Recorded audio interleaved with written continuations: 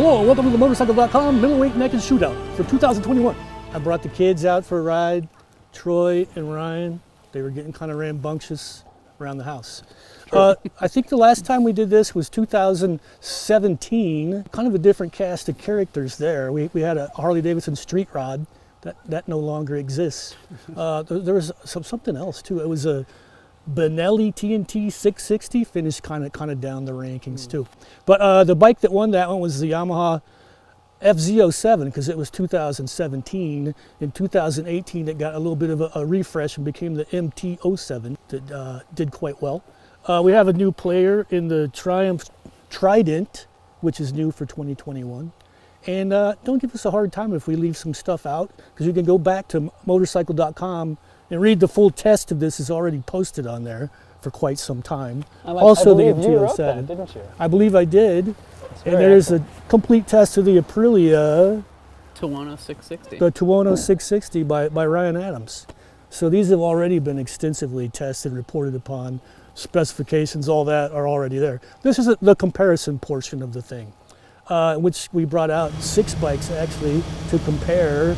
6 entered, 3 survived. 6 entered, we got 3 of them out here today. We rode the same route on a bunch of different days. Well, let's be sure to name all 6 bikes. We've already named these 3, the Yamaha, the Triumph, and the Aprilia. So what do we leave at home? So the dearly missed bikes that aren't here today are the Honda CB650R, Kawasaki Z650, and the Suzuki SV650. Well, it pains me to say that Suzuki is not here right now because, as you all know, as a SV650 owner, I dearly love that motorcycle. But time moves on, bikes get better, and that one just didn't make the cut. Just didn't move on though much, did it? I mean, it's always been a great bike, and it continues to be a great bike, but it's kind of dated. It is. That engine is 20 years old, and it's still a really good engine in my opinion. I agree. But yes, I agree. The rest of it's a little bit, what's the word? Old? Long in the tooth. Long in the tooth. Long in the tooth. But yeah. It still works great.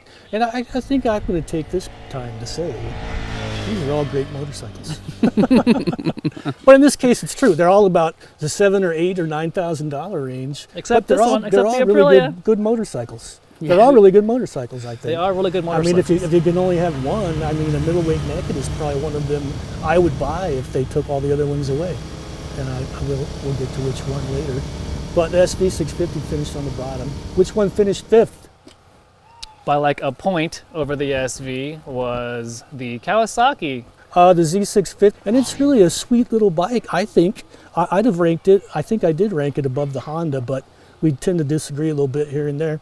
But the Z650, I think if you're a smaller human being, you're going to like that one. I can touch both of my 30-inch legs flat on the ground on that one. It only weighs 412 pounds. It's really light. It's got the lightest springs and damping. But and on back roads though, even with my 180 pounds of flesh before I put on gear, I was having fun riding the thing. It's kind of springy and bouncy, but it turns so quick and it's got such a spunky little motor. I love that bike. Yes, I agree, John. The Kawasaki does have a fun little engine. That parallel twin, that sound it makes with its conventional firing order isn't the most exciting sound in the world, but it is small, it is compact, and if you're a smaller person, smaller rider, maybe concerned with touching the ground, that is an excellent bike to start on. It's very compact too, so if you're worried about, just having a bigger motorcycle, that's a good place to start. Yeah, and it is light and flickable, and you can toss it around where you want to go. Once you start pushing it on some really crappy roads like we've been riding on here, it does kind of protest a little bit. You get some weird sensations and weird vibrations, but what are you going to do? You're probably not going to be mashing any of these bikes on twisty, curvy roads like this, and at least not super hard anyway. Yeah. There's better bikes for that. I think it depends on how fast the twisty, curvy road is. Because if you took that into the Latigo Canyon, some of the real tight ones up in Malibu, that might be one of the fastest ways to get around there. Like the Honda Hawk GT used to be, little 640cc twin. Could beat super bikes on that thing. and really tight You twisty know what roads. bike made that Honda Hawk obsolete? SV650, was Goddamn it? right. All right. Next, moving on. That was a long time ago. Moving on. What's the next one? That was the 90s. The fourth place finisher was the Honda CB650R, I believe. Is that right? Ryan's favorite motorcycle. Ryan Why is that? ranked it higher than the rest of us. Well, there's some things about the Honda that it does really, really good, and much better than the rest of these bikes. I can't think of it. The slipper clutch and the pull at the clutch lever is incredibly light. You can bang down through the entire gearbox and let the clutch out, and you might get it to, well, Troy got it to lock up the rear tire. I actually didn't. Because he hates transmissions. It looks great, and the finish of it, feels a lot more like mature than like the Cowie or the Yamaha. The Honda just has a color palette that, you've got this like matte black and magnesium, and like it's a really cool bike, and it keeps it in line with the whole Neo Sports Cafe lineup from Honda. The motor is sewing machine smooth around town. It doesn't have the punchy torque that basically every other bike here offers, and the suspension is pretty good. I think it holds it up pretty nicely compared to everything in this group, despite the fact that it's 42 pounds heavier than the lightest bike at 443 pounds. It's the heaviest bike here by a decent amount. But it's inline four, really. I think where it starts to become, a bit of a problem is when we were out riding on our first testing days. We're out here riding all these bikes. So you mean riding the bike is where it falls Nah, short? Around town, the thing's great. It's got a more open cockpit than anything else here. It's got big, wide handlebars. It feels like a bigger motorcycle, so if you're a bigger person, it's probably the best one here. But yeah, it makes the meat of its power between like 10,000 RPM and 13.5, which is higher than the red line on most of the bikes here. So it feels like, yeah, you're kind of in this manic spot to really dip into its power. And it's the second most powerful bike here, I think, right? Only because it revs so high. Because it revs out way higher. But yeah. Even when it gets all the way up to its power peak, it only makes like 82 horsepower, right? Yeah. Which is it's enough, but if you have that kind of power, you kind of want a thumpy twin that is real torquey in the mid-range too. And the Honda can't quite achieve that. Yeah, that first day we rode, we were on some pretty fast roads trying to keep up with each other, and it just feels kind of flat in the mid-range. It doesn't really do anything till you get to 8,000 or 9,000 RPM. Yeah. But it's true, like you said, if you want to bike to ride around town, then I rode the thing down the freeway home and came back the next day. And it's a nice motorcycle there. It's a perfectly nice bike there. And it feels plenty torquey when you're just riding around. Yeah. It's just when you're trying to chase the Aprilia down a long straight that is kind of doesn't quite have the grunt that you want. The irony there is both the Honda and the Aprilia make their torque super high in the revs, and they've got nothing in the mid-range. That's pretty. Yeah, I shouldn't have said chasing the You Aprilia. picked the wrong bike. Because you can stay up with the Aprilia, but you have a hard time staying up with the MT and with the Triumph. Well, and then there's also the fact that when you are up in the meat of its power, and really, honestly, after like 5,000 RPM, it starts to get really buzzy, and it just gets worse as you get closer to that power. And so if you're out here revving that bike out, chasing your friends, your hands and feet are probably going to be numb, and it's a really high-pitched vibration from that motor. Start to get the carpal tunnel. Well, in my opinion, the Honda's saving grace, its redeeming quality is its chassis and suspension. It's true. It's really good. It's a nice motorcycle. Yeah, it's the second most expensive. It's $9,200, yeah. $9,200. But that engine is really... You can turn traction control on and off with a button on the fly on the switchgear. Which is ironic because you don't make any power until way up high anyway, so you're not going to spin the tires up, or tire up, but you could. You guess you could if you dump the clutch or Who's something. Who's next? Anyway, enough so about that. those are the three that didn't make the final three. These three are the ones that did make the final three. Which one finished third of these? And in third, we've got the Yamaha MT-07. MT-07. Which, as I said before, was the bike that won this thing in 2017. They got overhauled in 2018. They put a wider, thicker seat on it. So I think for getting back and forth to our nice roads on the beautiful Southern California freeway system, I think I like the Yamaha better than any of them. Seems to have the smoothest ride. the nicest, comfiest seat. And if we're talking middleweight naked bikes, I think the comfort and the ergonomics are a pretty important factor too. That one seems to run smoother than in any of the other ones in cruise mode. It's doing like 6,000 RPM at 80, 85-ish miles an hour. If it had cruise control, it'd be a winner almost, but it does not. So Ryan hates the MTO7. There's a lot that I don't How like. come? So it's kind of like the opposite of the Honda for me, because I like a lot about the Honda and where it gives up, where it kind of can be a little bit of a bummer is out here when you have to ring it out to ride it. Whereas the MTO7, the motor is the star of the show in that thing. It's so torquey. You have, that pull any time in the RPM range. You have power to shoot out of a corner or from a stoplight or whatever. But overall, this bike feels very cheap to me. Like, I don't want to say everything, but there's a lot of components and the way the suspension works, it all just feels cheaper to me than most of the bikes in this comparison. And the lack of a slipper clutch, the only other bike is the SV650, which I can almost forgive them because the bike is the same as it always has been basically.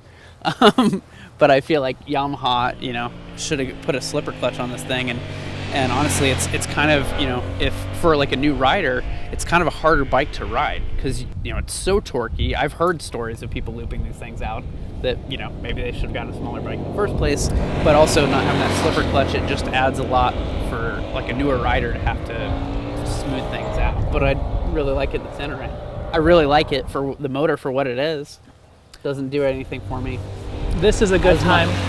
This is a good time to mention the dynograph for these bikes. All these bikes were dealing with about 70 to 85-ish horsepower and about 40 to 50 pound-feet of torque. Mm-hmm. But you look at the dynograph and you look at the Yamaha's torque, it's head and shoulders above the whole time.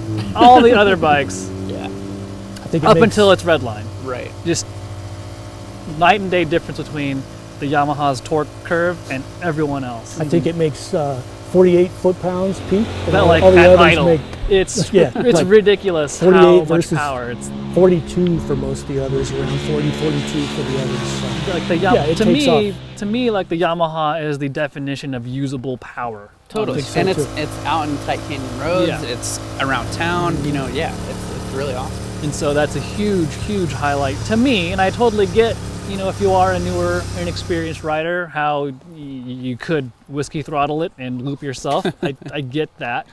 However, for us, with a little bit more experience under our belts, and with the knowledge not to loop it like that, that motor is an absolute gem. Totally. The motor is a gem, and as far as it looking cheap, I have to disagree with you there. I think it looks good. I like the way it looks. They've got those little plastic covers over the top of the conventional That fork. makes it look like an inverted fork. Come on. Exactly. That's cool. I think that there are things about it that, like compare that to the Trident. We're not getting There are things. Well, this is a comparison, so I'm not just talking about how like I don't like the Yamaha. There are things that I don't like about it. There are things that I really like about it. But in comparison to this group of motorcycles, there are some things, suspension, lack of a slipper clutch. Some parts feel cheap. That put it down the list for me. For me, like just thinking about it without consulting the scorecard, it's kind of like it kind of ties for the Cowie for me, because I think the Kawasaki feels really good. It's got that nice TFT display. It's really smooth on the freeway again at 80. There's no vibration at all. Yeah. The only thing about that one is, for me, we're all 5'8", so we're basically like, that's a We're all great the same bike. size. You can get your feet on the ground. But for me, riding the Cowie on the freeway, it kind of bends my knee a little bit more. So I'd want to get the taller Kawasaki, seat that you can put on it. But so those are kind of neck and neck for me for third. Just not considering the scorecard and what happened there. So where do we go into the second position for these? Here we go. Here's where it gets juicy. Ooh, it's getting juicy. And in the number 2 position, we picked the Who's going to say it? Me? We have the Aprilia 210 660. Ooh. Maybe a little bit of a shocker, a little bit of surprise for some Yeah, people. I was surprised. I think certain people really marked down the Yamaha, gave it low marks, because On my scorecard, the Yamaha finished second.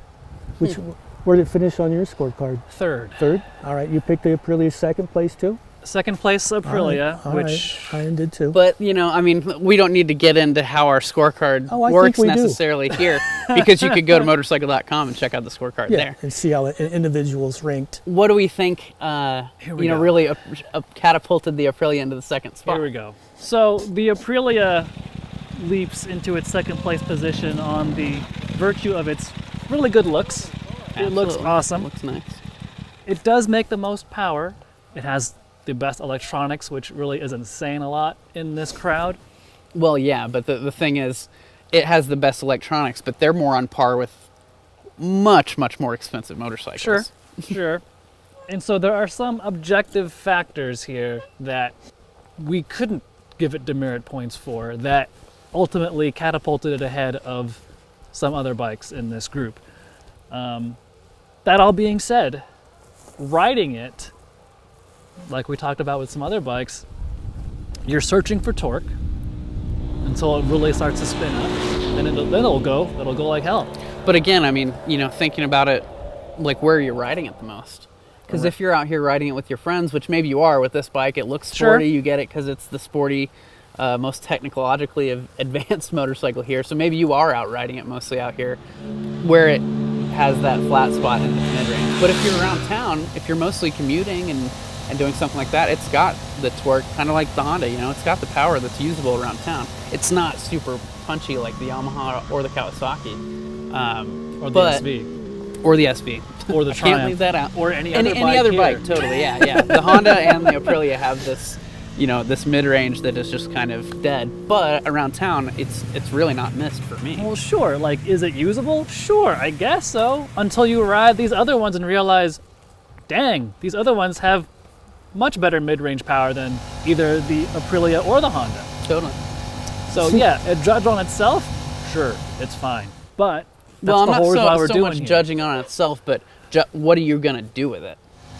That's what you need to decide. Because if you're out here chasing your friends, then yeah, you're going to be bummed out of every corner when you go to hit the gas and you're waiting for the power to get back. Unless your buddy's on the Honda, then you're both going to be waiting for power. Exactly. Then you're fine.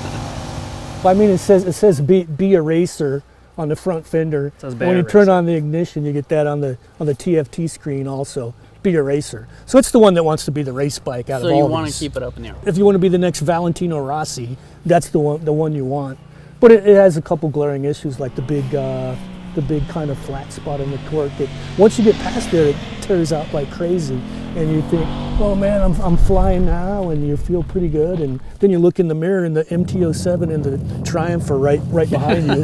So I mean, You know why? Because it has usable torque. yeah, because they both got usable torque. But yeah, I mean, but if you're kind of into that, I want to be a road racer when I grow up. It's the bike. It sounds great. It has a quick shifter that was optional. It didn't So really it's come with $200, it. yeah. And it has what's The the other IMU. option? It has the IMU. So the I kinda bending think- lights into the corner. Yeah. Which is it's nice to have the lean sensitive ABS, but Right. most of these bikes don't really need traction control. In my book, if you ride in the rain a lot, it's great to have. But for us in California, it's always dry, so I don't really even require that. But it's there. Well, and that's nice kind to of have the it. thing. Like that electronics package is stellar, and it's pretty close to what the Tuono, like last year, the big Tuono had. Yeah. But then it starts making you wonder: do I need to change all the parameters I don't have 180 engine horsepower. braking, throttle mapping, Yeah. multiple levels of TC? Like, do you really need that on that Well, there's bike? the kicker too. This is the most expensive bike here by a significant amount. Yeah, it's How much is it? $10,500. And And then with the Without options. the shifted. options, So- so 400 more. Yeah. So it's What we've got here is an $11,000 $11,000 motorcycle, whereas the Yeah. cheapest bike here, the Kawasaki, is just over $7,000. Right. That's Yeah, a that's a huge big- delta. Yeah. But I mean, and the same with the Honda on this one. Once you're in town, like he says, it's a pretty nice bike around town. Suspension's pretty good. Except for the seat height, right? The seat height is more It like an feels- adventure bike. It's It kind of feels tall. really tall. It's really tall. And I think I'm not a fan not of only that. is it is the tallest seat height, but the bike's kind of wide at the gas tank, so it makes it feel even taller. And it makes the most horsepower, peak horsepower, doesn't it? 80 something or other. Yeah, just under 85. I think. But it kind of hunts and packs a little bit. Get a little surging here and there. Smaller throttle openings. It's like a race bike. It wants to go. It wants you to open the throttle and go. And you get used to that. It's not a problem. But when you jump on an MT-07, you just like, you just go. And there's never any drama. You go as slow as fast as you want to. The motorcycle doesn't really much care.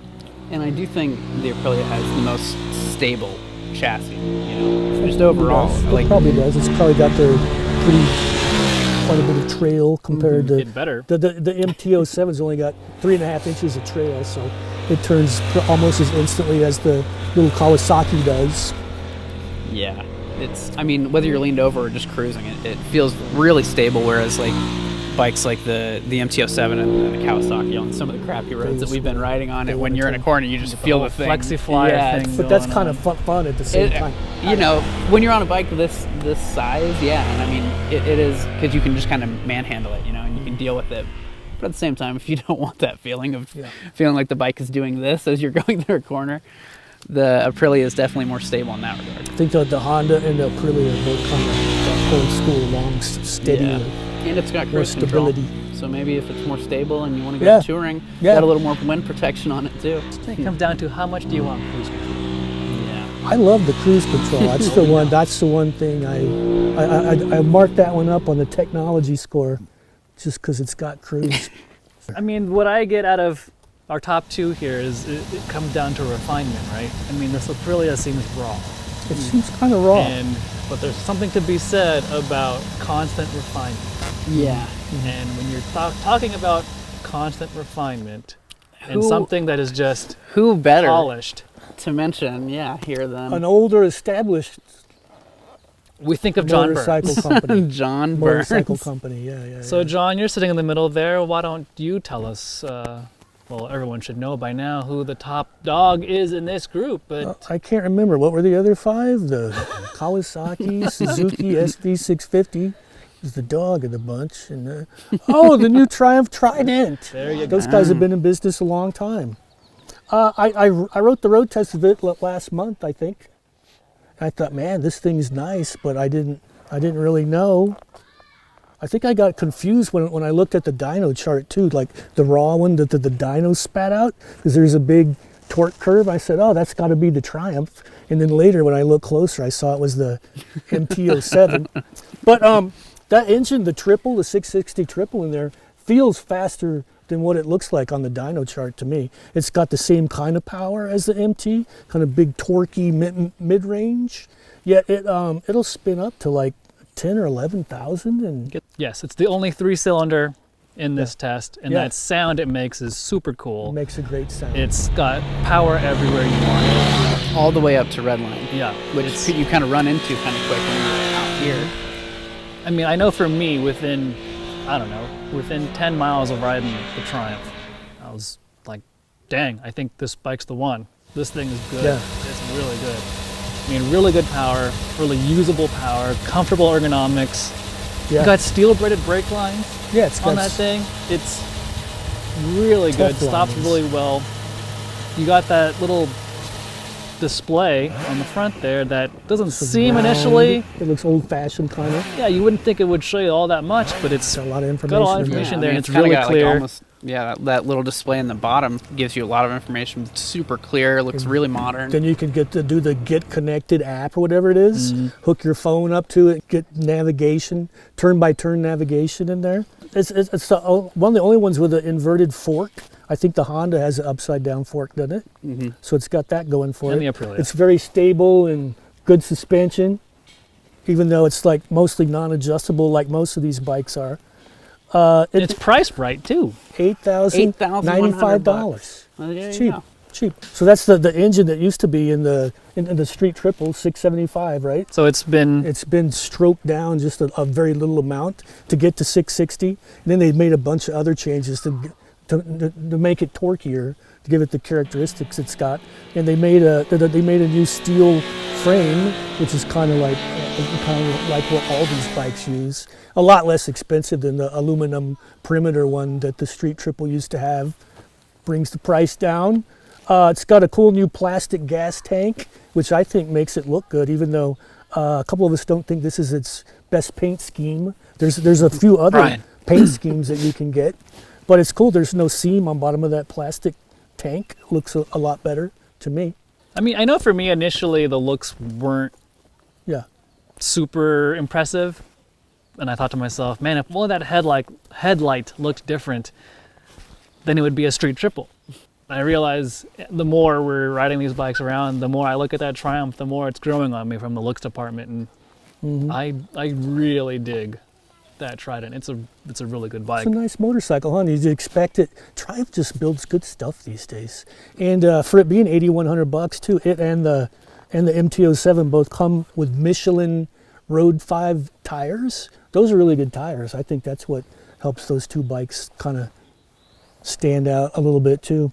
Your Aprilia's got good Pirelli rubber on it too, but I think that makes a big difference in how these two handle, how these two feel. I ranked them 1, 2 in my own personal, but yeah, Triumph's a nice motorcycle. The motor is so sweet. I mean, I really don't like the styling of the thing. I do like it in both of the other colorways that comes in. But I've purchased motorcycles that I didn't think were aesthetically pleasing because the riding experience was amazing. Which that for me, I mean, as soon as you jump on it and you get into that motor, it's so much fun. It's fun out here. It's great around town. It's really smooth in both places, which I think it's the only one that is as smooth, kind of doing everything as it is. Seat's thick. It's low. It's plush. It's easy to touch the ground. Controlled. And for the $8,095, you get an optional quick shifter on there, which brings it up and right with the Aprilia. That'd be awesome then. We've ridden that engine with a quick shifter. It's pretty sweet. I don't love the riding position out here for more aggressive riding because it is very much like, it almost seems like one of the most kind of sit up and bag riding positions. It's pretty close to the MT-07, but I feel like the MT's bars are a little lower and a little wider, maybe a little wider. I don't know. Pretty close. It's not the ideal corner carving motorcycle, but it's really good around. It's really good commuting. It's really good Right. around town, and it's not bad out here. I just felt like when we were really, kind of getting after it in some of these tighter roads, I wanted to get more weight over the front. I had to physically get myself kind of pushing down on it because the suspension, while it is good and it's kind of firm and sporty and also feels good around town, I feel like the damping doesn't feel quite as refined as the Honda or the Aprilia for me. So I didn't have a ton of confidence in that front end that didn't have much weight on it. But I mean, that's, I'm trying to pick nits on this bike because it's so good.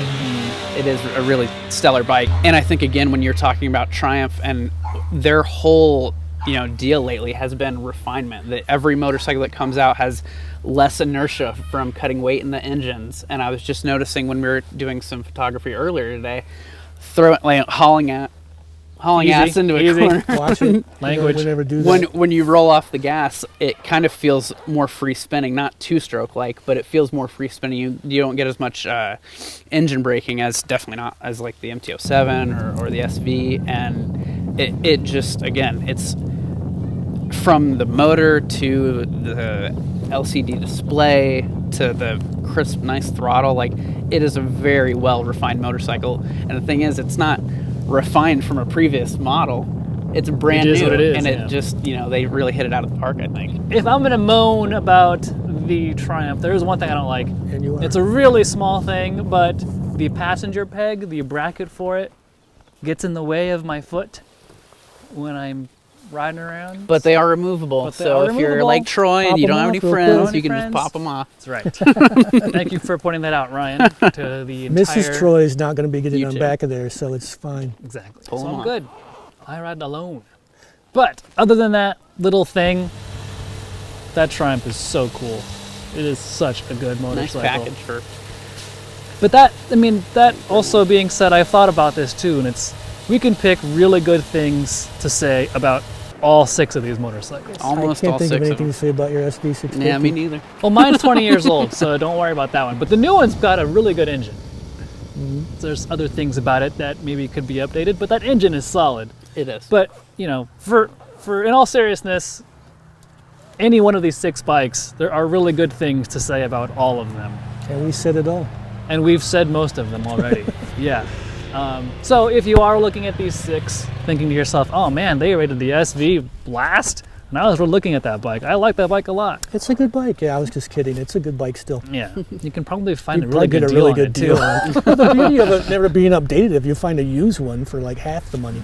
Well, we're getting into a whole different Different ball deal, yeah, game yeah. there. Anyway. But it's our job, though, to put them together and see how they shake out against each other. And under those circumstances, when the cream has to rise to the top, you got the Aprilia, you got the Yamaha, and the Triumph. Yeah, these 3 stood out for me for very different reasons, but top of them all, that Triumph is just really, really good. Yeah, I think I would have twisted the arms to make the MT-07 win if the Triumph didn't get here and upset the whole apple cart, because I think every comparison we put that Yamaha in over the years, it's come out on top a bunch of times ever since it was new in 2012 or 13 or something, I believe. Something like that. It's always won, and it's been 15. dethroned at last.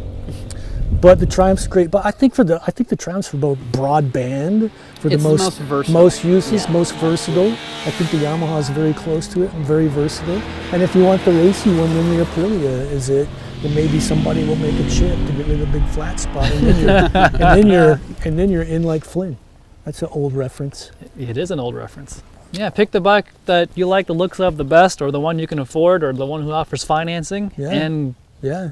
if it's a Triumph, you'll be really happy. Hopefully what we've said is to help you, figure out what, if you are only going to use these bikes for commuting, then, maybe you don't want a bike that has Aprilia. no mid-range, Or the Honda. It's just, hopefully we've helped to illustrate, if you want to do this X with your bike, these are the ones that might be better. But yeah, overall, everything here has something to offer.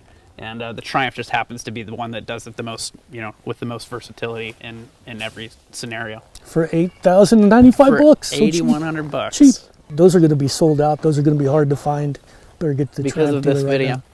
I think we covered everything we wanted to cover, but there's going to be a written test too, where you'll see the full specifications and the scorecard that tells everybody ranked each part of each bike and all that other kind of. The dyno chart will be posted there.